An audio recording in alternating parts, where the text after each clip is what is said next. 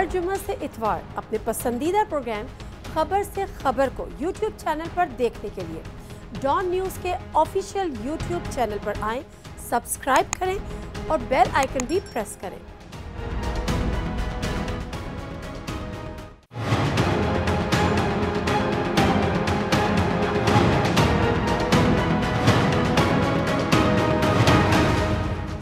Programme खबर से खबर विद नादिया मिर्ज़ा में खुशामदीद। और आज जो सूरत हाल है, जो हमने राना सनाउल्लाह साहब की गुफ्तगू सुनी, वो मैं नहीं चाहती थी कि हम नेशनल टीवी पे उसको एक दफ़ा फिर एयर करें, इसलिए बेहतर ये है कि हम उसको ना करें, क्योंकि जो करंट सिनेरियो है उसमें PMLN की तमाम तर जो मुस्तकबिल की सियासत है, उनकी उम्मीदें अदालती फ़ैसलों से मशरूत है या उस पर लगी हुई हैं।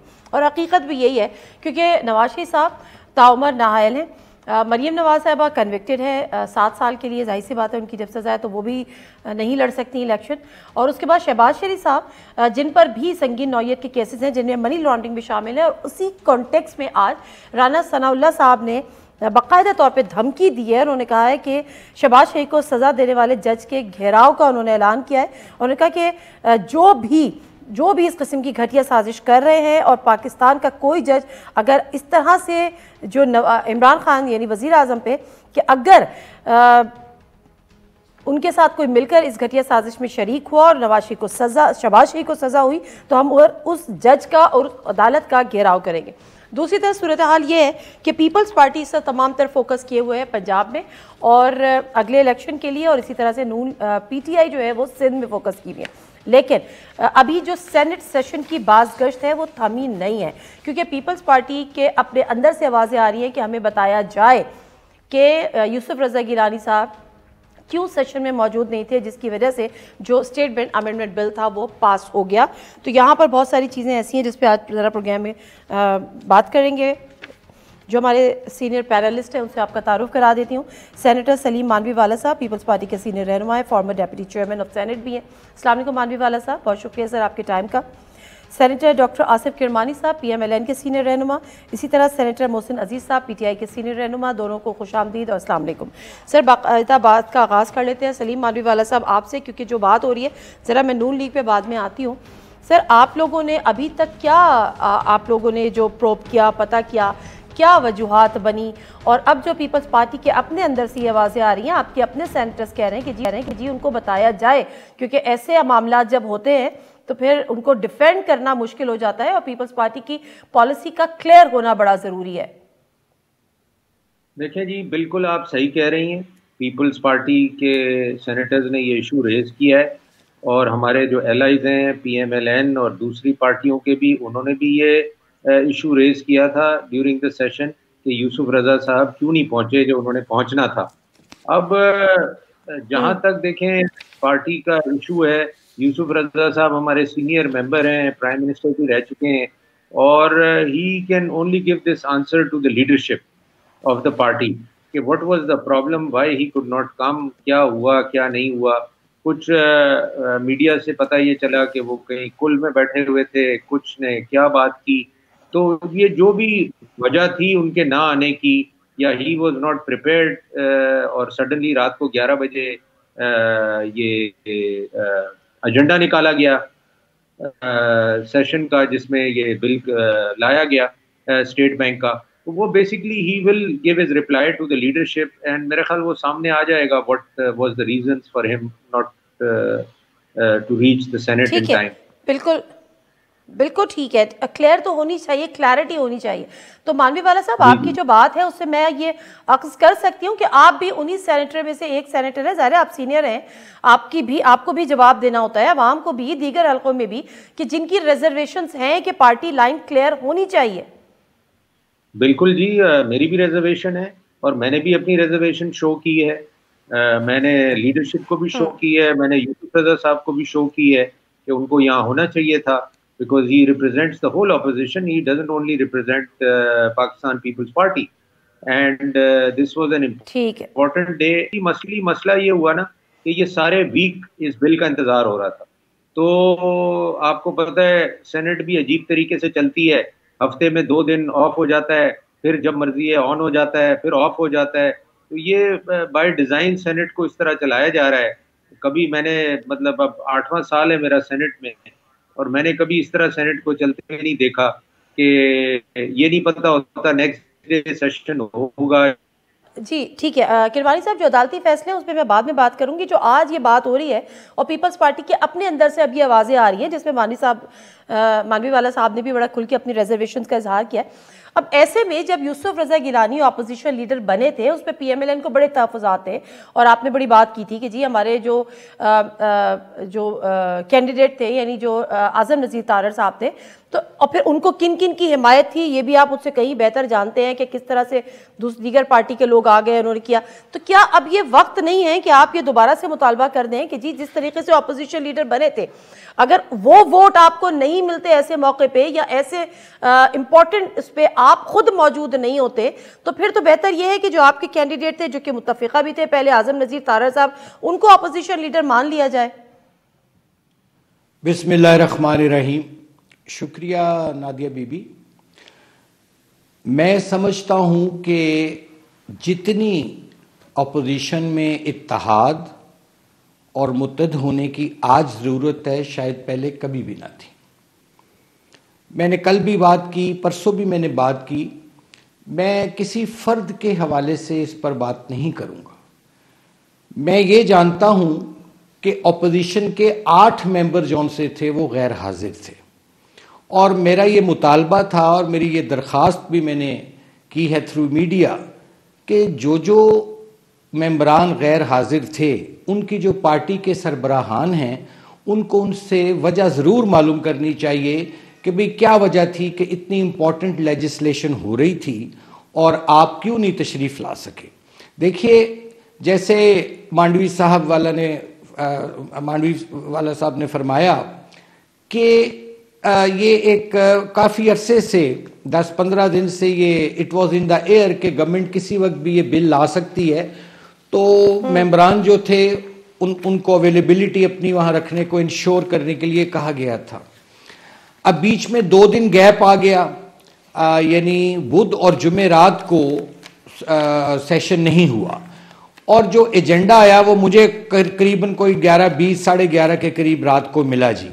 तो अब वो जो 2 दिन में लोग थे, कई हर एक के अपना काम भी होता है और मसाइल होते हैं, वो जा चुके थे, लेकिन ये कोई एक्सक्यूज़ नहीं है और मेंबरान को मौजूद होना चाहिए था। मैं ये नहीं कहता कि फलां क्यों नहीं था या फलां क्यों नहीं था, मैं नेम कॉलिंग नहीं करूंगा, मैं नाम नहीं, I don't believe in this. असल इशू ये है कि अपोजिशन के 8 मेंबरान उस दिन एब्सेंट थे।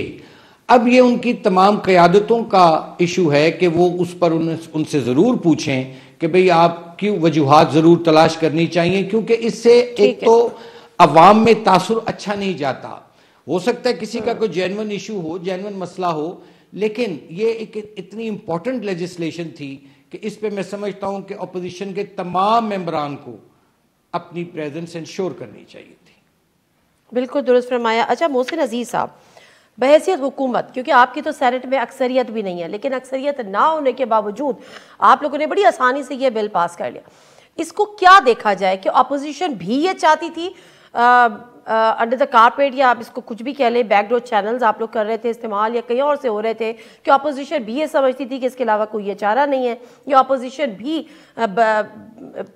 मतलब देखा जाए तो वो ये सोच रही थी कि हाँ ठीक है इस बिल को पास करना चाहती थी, या ये जो बात की जा रही है कि जी एक डॉज दिया गया, या 2 दिन सेनेट चलाते हैं, 2 दिन नहीं चलाते हैं, पता नहीं चला, रात 11:30-12 बजे सेशन कॉल हो गया और ऑल ऑफ अ सडन जो है आप लोगों ने बिल प्रेजेंट कर दिया। How do you see sir this? मैं समझता हूँ कि opposition just for the sake of opposition इस बिल पे एतराज़ कर रही थी, लेकिन मैं समझता हूँ कि दिल से जब इन्होंने इस बिल को पढ़ा तो मेरा ख्याल है ये सिर्फ अपोजिशन के हद तक ये उस पर ऑब्जेक्शन कर रहे थे, लेकिन एक्चुअली दे नेवर वांटेड कि ये बिल पास ना हो, क्योंकि जिस तरह के लोग उस दिन तशरीफ़ फरमा नहीं थे, वो जिस तरह किरमानी साहब ने कहा बिल्कुल सही करवाया, मैं भी उनका नाम नहीं लेना चाहता, लेकिन कुछ तो लोग थे जो कि जानते बूझते हुए नहीं आए। ये बात खैर मैं नहीं समझता कि सही है कि इनको जुमेरात के दिन पता नहीं था। जुमेरात को सबको पता था कि ये कल बिल आना है। इट वाज इन सर्कुलेशन, हमारे आपस में भी जो गुफ्तगू हो रही थी अपोजिशन के साथ या अपने पार्टी मेंबर्स के साथ, तो एवरीबडी न्यू कि ये बिल कल जो है ये हाउस में टेबल होगा। तो ये कोई ऐसी बात नहीं है कि जिसको पाला रहा हूँ। अब तो देखें, एक साहब तो ये भी थे जो कि बैठे हुए थे और वो वोटिंग के वक्त उठ के चले गए, अपोजिशन के उठ के चले बात जी। देखिए, बात ये है कि ये अगर इन पार्टीज़ में मैं समझता हूँ कि अकाउंटेबिलिटी होती, तो जब सेनेट का पहले इलेक्शन हुआ, चेयरमैन सादिक संजानी साहब आए, फिर उन पे जब अदम एतमाद हुआ तो 54 आदमी उठे, जब वोट डाले गए तो वो 48 के थे, 6-8 आदमी गायब हो गए। उसके बाद जब हमने दोबारा देखा कि इलेक्शन हुआ सादिक संजानी का, उस वक्त भी हमारे पास मेजॉरिटी तो नहीं थी, लेकिन हमारे एक तो जो ग्रुप है या हमारे जो एलाइज हैं उसमें इत्तेहाद मौजूद है, जो आपने देखा है। मासिवाय जो MQM ने इसमें जो है कुछ उनके एतराज़ात थे और कुछ वो कराची में फसादात में जो है वो मसरूफ़ थे, वो नहीं आए। लेकिन अदरवाइज़ मैं समझता हूँ कि यहाँ पे इत्तेहाद मौजूद है, और वहाँ पे मैं समझता हूँ कि सिर्फ आवाम को दिखाने के लिए कि मुल्क बिक गया, मुल्क IMF के पास सरेंडर हो गया, स्टेट बैंक को ऑटोनॉमी मिल गई, इस तरह की होगी, उस तरह की होगी। ठीक है, लेकिन as far as I go through this bill, तो इसमें मासवाए कुछ चंद बातों के जो कि क्लैरिफिकेशन चाहिए, बाकी बिल इतना बुरा नहीं है। तो मैं समझता हूँ overall they also wanted this bill to get through जी। अच्छा, they also wanted this bill to get through, okay fine. Although के दायरा अपोजिशन है, इस चीज़ को नहीं करेगी, लेकिन बहरहाल अब वक्त पे डिपेंड ये करता है कि अगर अपोजिशन को ये क्लैरिटी देनी है, तो जिस तरह से किरमानी साहब ने भी कहा कि अब जिस जमात के जो लीडर्स हैं वो बताएं कि उनके मेम्बरान वहाँ पर मेम्बर्स मौजूद क्यों नहीं थे, और जिनमें से एक के उठ के भी चले गए। मुख्तसर साहब ब्रेक ले लेती हूँ, ब्रेक से ज़रा मैं वापस आती हूँ, तो इस पर भी बात करेंगे, और जो राना सनाउल्लाह साहब की गुफ्तगू थी उस पर ही बात करेंगे। लेकिन उसके साथ साथ मानवी वाला से मैं पूछूंगी कि अब फिर उस तहरीक के अदम एतमाद का क्या होगा मुस्तकबिल, जो आपको चेयरमैन सेनेट के खिलाफ लेकर आनी थी। Let me take a short break, वापस आते हैं।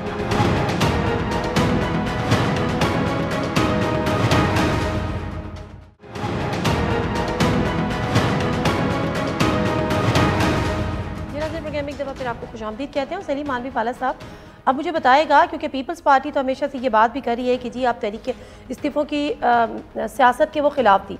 उसने कहा था जी तहरीक के अदम एतमाद लेकर आएंगे और हम आपको बताते हैं कि ये मौसर साबित होगी।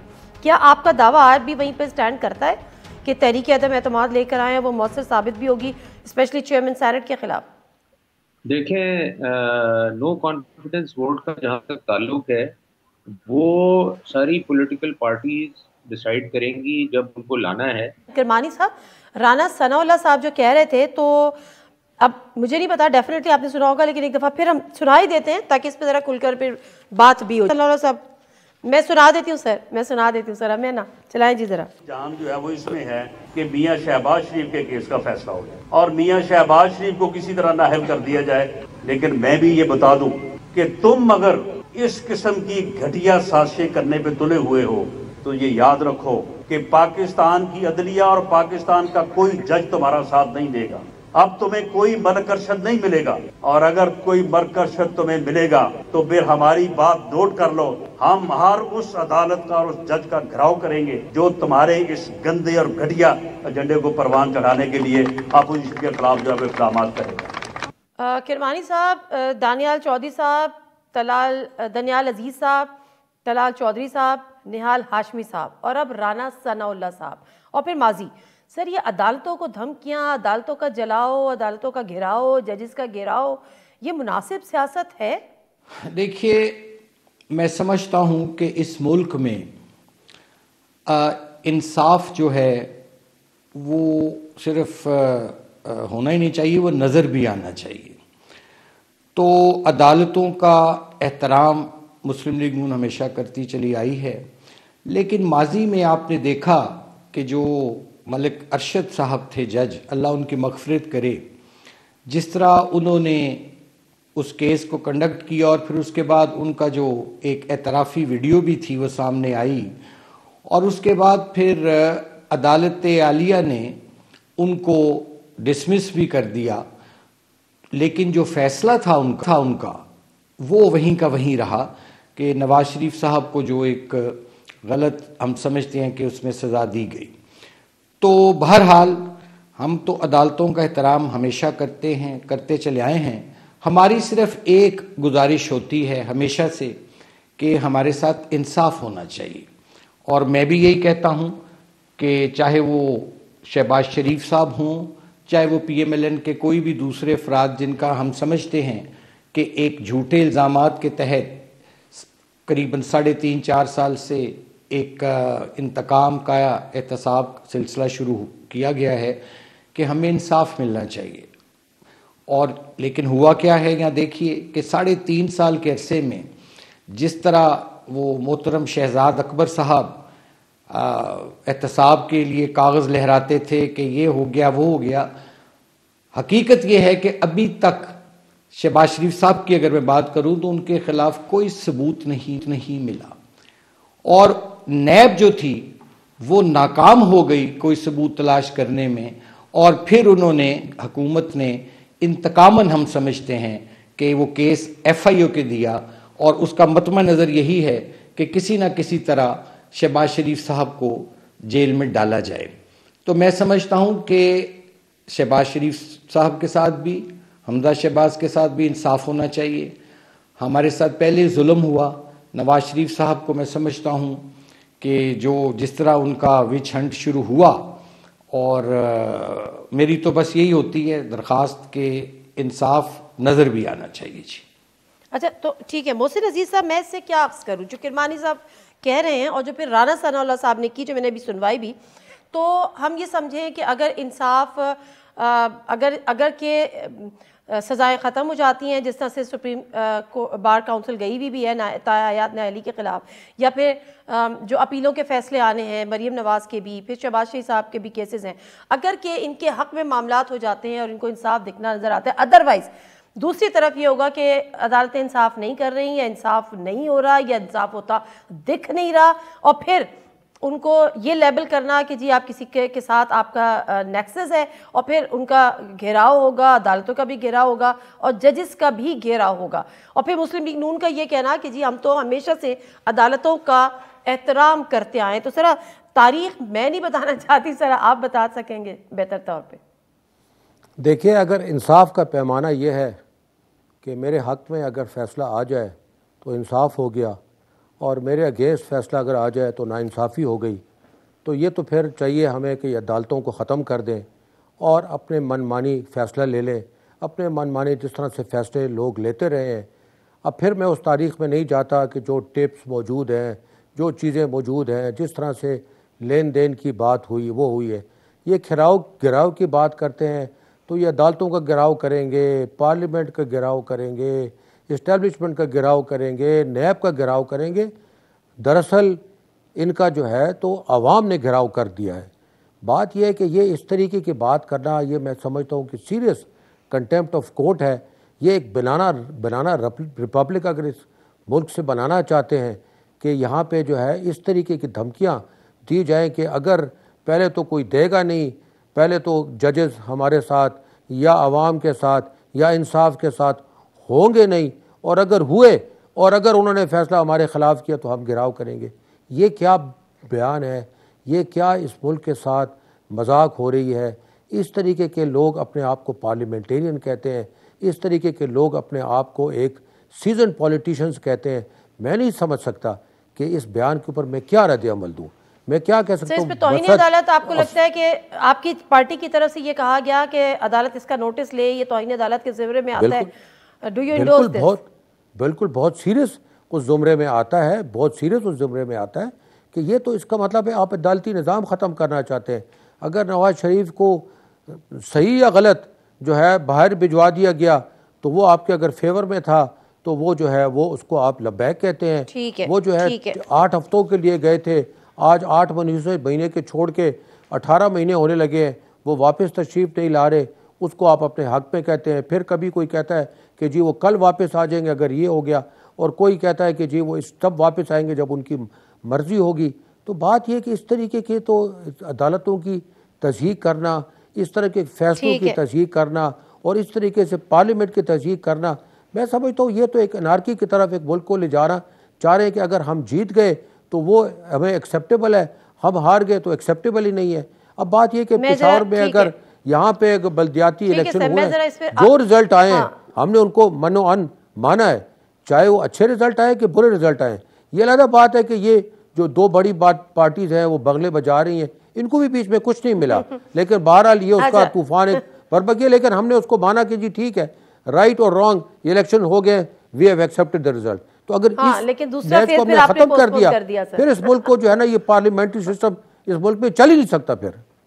अच्छा ठीक है, जरा सलीम मालवी वाला साहब इस पे अगर आप अपनी कमेंट जरूर दीजिएगा, जो हम बात कर रहे हैं राना सनाउल्लाह साहब वाली, कि इस तरह से अगर ये बात जी अगर आप मतलब फैसला अगर उनके खिलाफ आ जाता है शहबाज शरीफ साहब के, तो जजेस का भी घिरा होगा, अदालतों का भी घिरा होगा, इस पर कमेंट कर दीजिएगा। और फिर आपकी जो बात रह गई थी सादिक संजरानी साहब के चेयरमैन सैनेट के खिलाफ वोट ऑफ नो कॉन्फिडेंस वाली, वो फिर सर कहाँ स्टैंड करती है आज पीपल्स पार्टी? जी, पहले तो मैं नो कॉन्फिडेंस की बात कर लूँ। ये अगर ये तजिया किया जा रहा है कि जी बिल पास हो गया तो अब नो कॉन्फिडेंस नहीं होगा, और बिल रिजेक्ट हो गया तो नो कॉन्फिडेंस होगा, दिस इज नॉनसेंस। और जहाँ तक नो कॉन्फिडेंस का ताल्लुक है, वो देखें, it will be a joint decision of political parties कि नो कॉन्फिडेंस करना है या नहीं करना। पास्ट में जो हुआ है, मोहसिन साहब अजीज सही कह रहे हैं, 65 लोग खड़े हुए, नो कॉन्फिडेंस हो चुका था अगर वो 65 लोगों को आप गिनते, मगर जब वोटिंग हुई तो 14 लोग गायब हो गए, क्योंकि मैं भी उसका हिस्सा था और मैंने वो तमाशा देखा, मेरे खिलाफ भी नो कॉन्फिडेंस हुआ था। तो मुझे जो चीज़ नज़र आती है कि अब अगर नो कॉन्फिडेंस करना है ऑपोजिशन को तो बड़ा सोच समझ के करना है, क्योंकि हम वो उस बदतरीन किस्म के नो कॉन्फिडेंस से गुजर चुके हैं। तो अब जो भी नो कॉन्फिडेंस होगा और जब भी होगा तो वो बड़ा प्लान्ड होगा और बड़ा कैलकुलेटेड होगा। It will not be like the previous confidence. अब दूसरा बात हो गई कोर्ट्स की। देखें, कोर्ट्स के decision are to be seen कि जस्टिस इज बीइंग डन। अगर कोर्ट के डिसीजन को कोई क्रिटिसाइज कर रहा है तो courts must look at that decision कि जी why it is being criticised, not because कि जी वो मेरे खिलाफ हो रहा है या मेरे फेवर में हो रहा है, but justice is to be seen that justice is being delivered, justice is being given. तो अगर कोई अग्रीव्ड पार्टी है और वो कहती है कि जी हमारे साथ ज्यादती हुई है, चाहे वो कोई भी हो, मैं ये नहीं कहता कि वो मियां नवाज शरीफ साहब हैं या शहबाज शरीफ साहब हैं या जो भी हैं, जिसके साथ भी ज्यादती हुई है तो उसको, और अभी आपके पास एक एग्जांपल था, 17,000 एम्प्लॉइज को निकाल के चले गए एक जज साहब, और एक हंगामा बर्पा हो गया, और उन बेचारों का क्या कसूर कि उनको जनाब लास्ट डे पे वो रिटायर भी हो रहे थे और उनका जजमेंट दे के चले गए, और उसी सुप्रीम कोर्ट की बेंच ने दोबारा उसको हेयर किया और उसको सेट असाइड किया कि ये गलत डिसीजन हुआ है। और ये एक ऐसा डिसीजन नहीं है, सुप्रीम कोर्ट की हिस्ट्री में ऐसे कई डिसीजन हैं जो सुप्रीम कोर्ट के जजेस ने दिए और लार्जर बेंच ने उसको करेक्ट किया कि ये डिसीजन गलत था। तो मेरा कहने का मतलब ये है कि कोई जजेस कोई नऊजुबिल्ला खुदा तो है नहीं कि उन्होंने एक डिसीजन दे दिया तो उसको रिव्यू नहीं किया जा सकता या उसको देखा नहीं जा सकता। तो ये कहना कि जी ठीक है, हम सुप्रीम कोर्ट को मानते नहीं, ये भी गलत है कहना। बिल्कुल हम मानते हैं, हमारी जुडिशरी है, हमारे मुल्क की जुडिशरी है, मगर ये कहना कि जी जो जजमेंट दे दिया वो कोई नऊजुबिल्ला अल्लाह मियाँ की तरफ से जजमेंट आया, इंसानी जजमेंट है, इंसान ने दिया है, गलती हो सकती है, और हर चीज के लिए आदमी के पास गुंजाइश है रिव्यू में जाने की और देखने की। तो मैं ये समझता हूँ कि कोई जजमेंट क्रिटिसाइज किया जाता है तो उसमें कोई माइंड करने की बात नहीं है। भाई अगर कोई गलत जजमेंट लोग पब्लिक फील कर रही है कि गलत, यहाँ मानवी वाला साहब माजरत के साथ यहाँ पे जजमेंट को क्रिटिसाइज नहीं किया गया, यहाँ आने वाले फैसलों पे असरअंदाज होने की कोशिश की है कि अगर शहबाज शरीफ साहब के खिलाफ कोई फैसला आता है तो फिर हम उन जज का भी घेराव करेंगे और अदालतों का भी घेराव करेंगे। देखिए, वो तो एक आई शुड से एक रिएक्शनरी स्टेटमेंट है। मैं नहीं समझता कि पीएमएलएन एज अ होल कोई इस किस्म की बात कर रहे हैं। एक इंडिविजुअल का मेरा ये पर्सपेक्टिव हो सकता है, but not as a party. I don't think they have this view. ठीक है सर, ठीक है सर, मैं ब्रेक ले लेती हूँ। ब्रेक से वापस ये बात है तो ये बात जी रिव्यू भी हो सकते हैं, फैसले अपीलें भी जाती हैं, दरख्वास्तें भी जाती हैं। ऐसी एक दरख्वास्त सुप्रीम कोर्ट बार की तारीफ से भी गई भी है। अब जहांगीर तरीन साहब जो ताहयात नाअहली के हवाले से केस के कि ताहयात नाअहली नहीं होनी चाहिए, बेनिफिशरी नवाज शरीफ साहब भी हैं, बेनिफिशरी जहांगीर तरीन साहब भी है। जहांगीर तरीन साहब ने तो कह दिया कि जी मैं इसमें फरीक नहीं हूँ, ना मुझसे रब्ता किया गया, लेकिन क्या नवाज शरीफ साहब से भी कोई रब्ता नहीं किया गया? पहले ब्रेक लेते हैं, जानते हैं।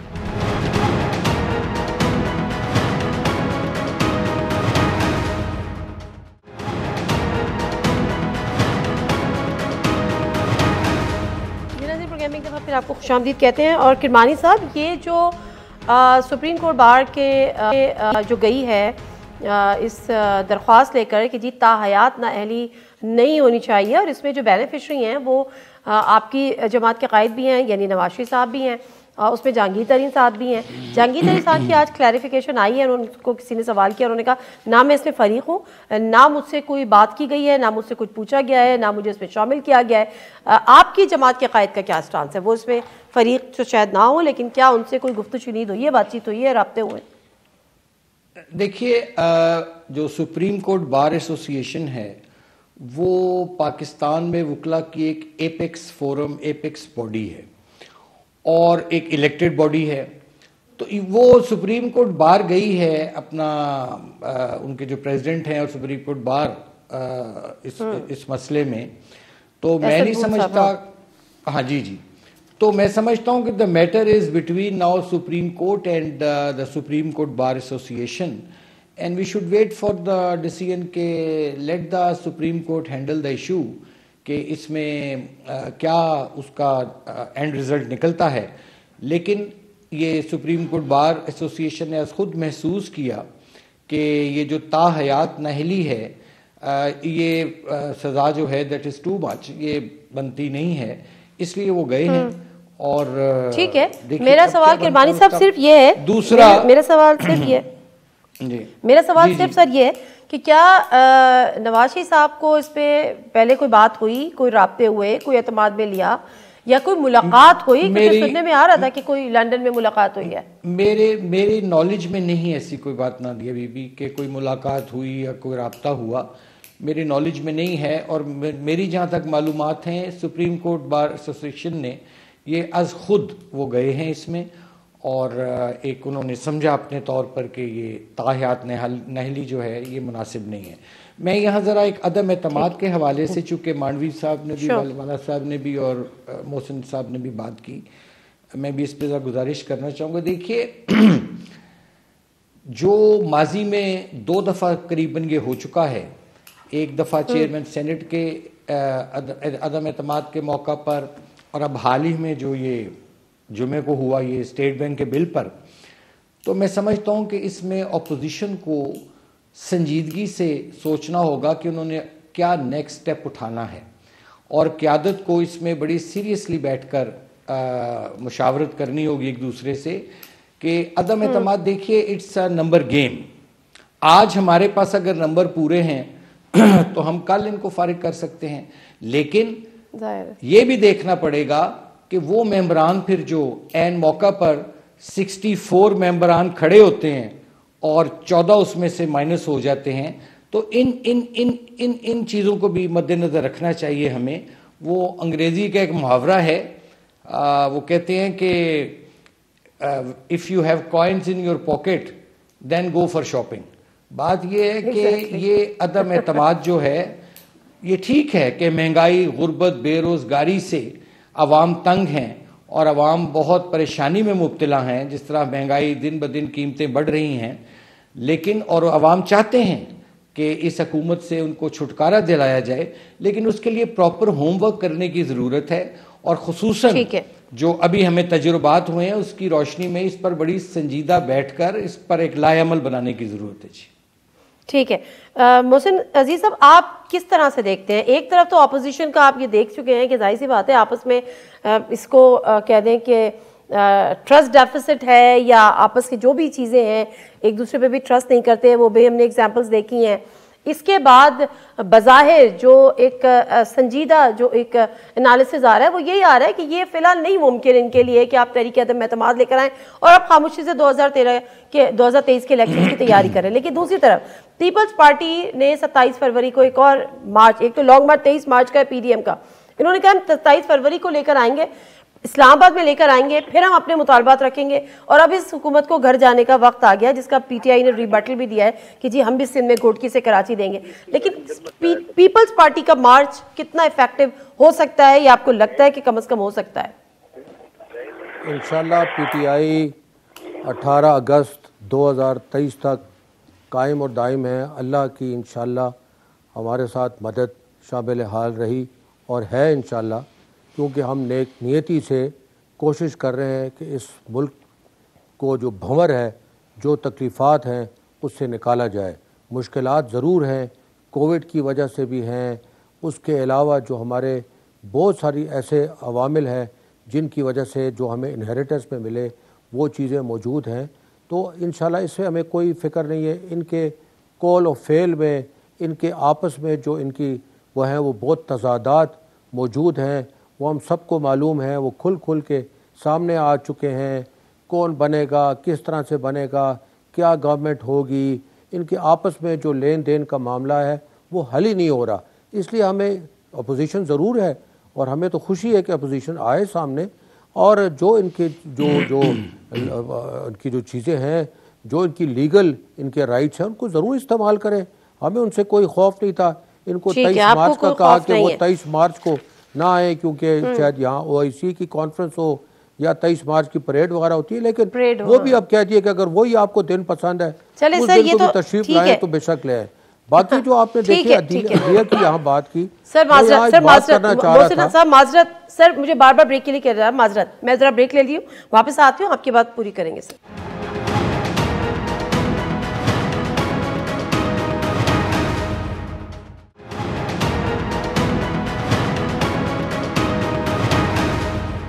प्रोग्राम एक दफ़ा फिर आपको खुशामदीद कहते हैं। मोहसिन अजीज साहब, आप अपनी बात मुकम्मल कर लीजिएगा तो फिर मैं आगे बढ़ती हूँ सर।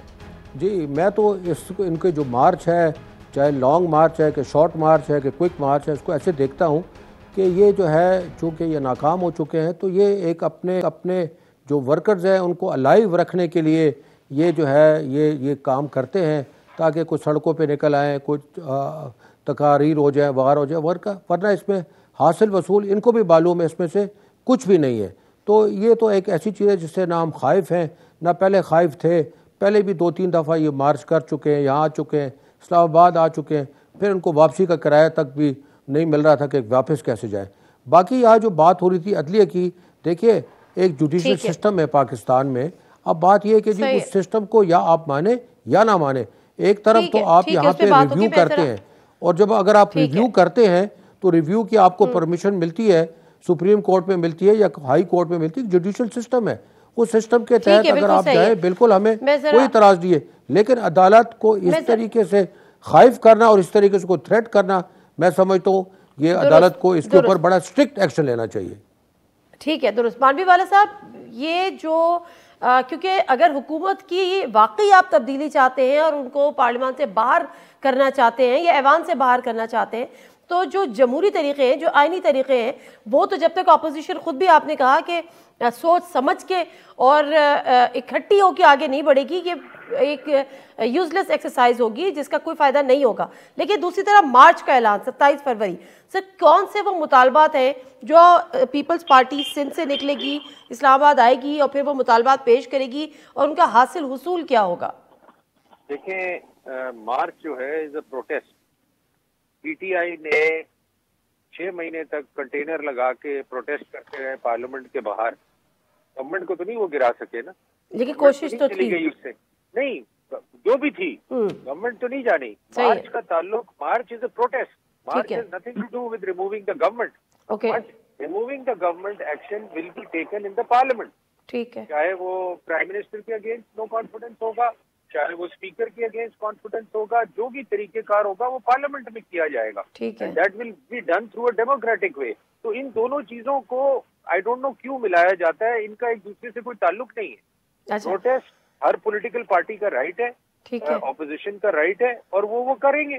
सर तो मैं वो प्रोटेस्ट के वो मुतालबात जानना चाह रही हूँ कि किसके खिलाफ ये प्रोटेस्ट है। क्या ये सिर्फ महंगाई के खिलाफ प्रोटेस्ट है, ये इस हुकूमत के खिलाफ प्रोटेस्ट है, या इसका जो कैनवस है वो उससे थोड़ा और ब्रॉड है, क्या है? देखिए मेनली तो महंगाई के खिलाफ है कि कोई चीज। आज मैं देखिए एक न्यूज पढ़ रहा था कि गो पेट्रोलियम को प्राइम मिनिस्टर ने ट्विटर पे कहा कि आई एम वेरी ग्रेटफुल कि आपने 50% सैलरी लोगों की बढ़ा दी है। But at the same time prime minister से कोई ये पूछे कि गवर्नमेंट सर्वेंट का क्या कसूर है, उसकी सैलरी कौन बढ़ाएगा? वो तो मर रहा है, उसकी तो 10% सैलरी बढ़ी है और 20% आपका इन्फ्लेशन चल रहा है। तो ये चीजें सोचने वाली हैं और प्रोटेस्ट किया जा रहा है अगेंस्ट इन्फ्लेशन, अगेंस्ट लोगों की सैलरीज के, अगेंस्ट जो इन्फ्लेशन लोगों को हिट कर रहा है, उसके ऊपर प्रोटेस्ट किया जा रहा है। गवर्नमेंट कोई मेजर्स ले। ठीक है, ये तो पीपल्स पार्टी की वो लॉन्ग मार्च हो गई जिसका 27 फरवरी को ऐलान किया, लेकिन जो 23 मार्च का लॉन्ग मार्च है वो पीडीएम के प्लेटफॉर्म से है। तो पीडीएम में तो पीपल्स पार्टी तो नहीं है किरमानी साहब, लेकिन ज़ाहिर है पीएमएलएन और जेयूआईएफ उसकी अहम जमात है। सर आप भी इस बात से मुत्तफिक हैं कि ये एक सिर्फ प्रोटेस्ट है, इसको हुकूमत से गिराना, हुकूमत को रिमूव करना, पार्लियामान से बाहर निकलना, इससे उसका कोई लेना देना नहीं है, उसके डेमोक्रेटिक तरीके हैं, उसी को आजमाएंगे? देखिए, जो सियासी तहरीकें या एहतजाज हैं ये भी जमहूरियत का हिस्सा होते हैं और जमहूरियत का हुस्न होता है और ये अपोजिशन का राइट होता है। तो महंगाई, गुर्बत और बेरोजगारी ने यहाँ लोगों का तो खाना खराब कर दिया, पकड़ के तबाह हो गए लोग। जो गरीब तर हो गया, अमीर तर हो गया। ये कायदे आजम का पाकिस्तान तो नहीं है जिन लोगों के लिए कायदे आजम ने पाकिस्तान बनाया था।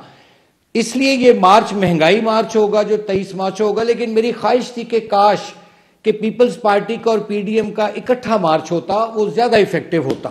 हैविंग सेड दैट, ये एक प्रोटेस्ट है, मतलब आप ये कह रहे हैं कि ये प्रोटेस्ट है, इससे हुकूमत को घर बेचने वाला की जो लाइन है वो इस एजेंडे में कोई शामिल नहीं है और ना हो सकती है डेफिनेटली। देखिए, ये उसके आप कह सकती हैं कि this is the first step उस डायरेक्शन में।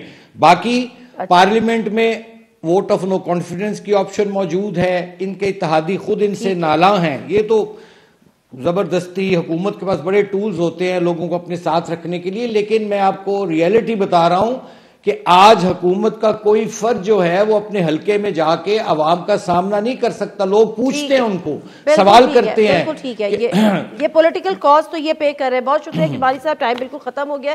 Thank you very much. मुसर अजीज साहब आपका भी, सलीम मालवीवाला साहब आपका भी। और इसमें हकीकत यही है कि अगर हुकूमत को निकालने में अपोजिशन से जीत गए तो फिर उनको अपनी सफ़ों में इत्तेहाद पैदा करना पड़ेगा, अदरवाइज सिर्फ मार्च कर सकते हैं, वो प्रोटेस्ट ही रह सकते हैं। दादी मिर्जा को प्रोग्राम से इजाज़त दीजिए, अल्लाह हाफ़िज़।